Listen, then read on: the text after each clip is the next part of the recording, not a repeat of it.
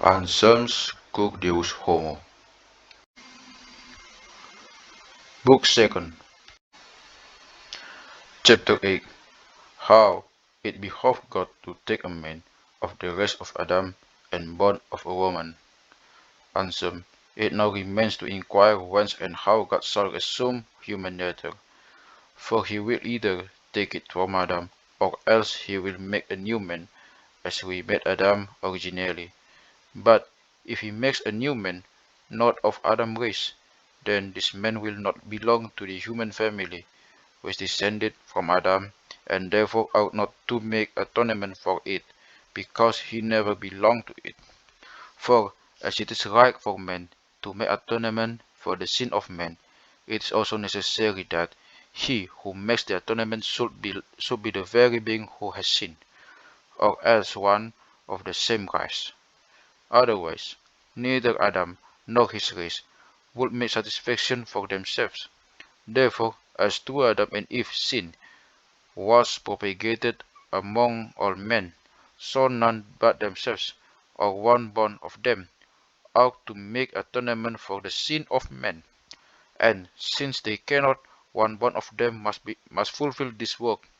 Moreover, as Adam and his whole race, had he not sinned, would have stood firm without the support of any other being, so after fall, the same race must rise and be exalted by means of itself. For whoever restores the race to its place, it will certainly stand by that being who has made this restoration.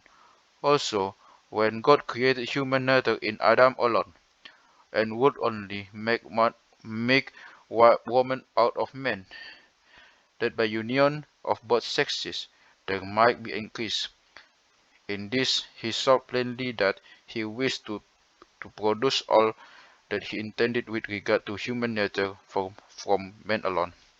Wherefore, if the race of Adam be reinstated by any being not from the same race, it will not be restored to that dignity which it would have had not Adam sinned, and so will not be completely restored, and besides, God will seem to have failed of his purpose, but which suppositions are incongruous. It is therefore necessary that the man by whom Adam's race shall be restored be taken from Adam. Also, if we follow the reason, as we propose to do, that is the necessary result. Answer. Let us now examine the question whether the human nature taken by God must be produced from a father and mother, as other men are, or from man alone, or from woman alone. For in which of these three modes it be, it will be produced from Adam and Eve. For from these two is every person and of either sex descended, and of these three modes, no one is easier for God than another, that it should be selected on this account. Boso, so far it is well. Ansem, it is no great toil to show that man will be brought into existence in a nobler and purer manner, if produced from man alone or woman alone, that if springing from the union of both, as do all other men. Boso, I agree with you. Therefore, Ansem, therefore must he be taken either from man alone or woman alone. Boso, there is no other source. Ansem, in four ways can what create men.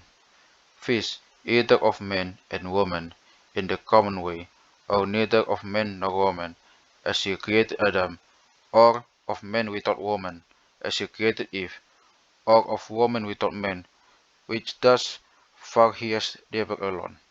Wherefore, in order to show that this last mode is also under his power, and was reserved for this very purpose, was more fitting that was more fitting than that he should take man, whose origin we are seeking from a woman without man. Now whether it be more worthy that he be born of a virgin, or one not of, or one not a virgin, we need not discuss, but must affirm, beyond all doubt, that the God-man should be born of a virgin. Boso, your speech gratifies my heart. Anselm, does what we have said appear sound, or is it unsubstantial as a cloth, as you have said infidels declare? Boso, nothing can be more sound. Anselm, pain not, therefore, upon baseless emptiness, but upon solid truth, and tell how clearly fitting it is that, as man sinned, and the cause of our condemnation sprang from a woman, so the cure of sin and the source of our salvation should also be found in a woman, and that woman may not despair of attaining the inheritance of the blessed, because that so dark an evil arose from woman. It is proper that from woman also so good a blessing should arise, that their hopes may be revived. Take also this view. If it was a virgin which brought all evil upon the race, it much more appropriate that the virgin should be the occasion of all good.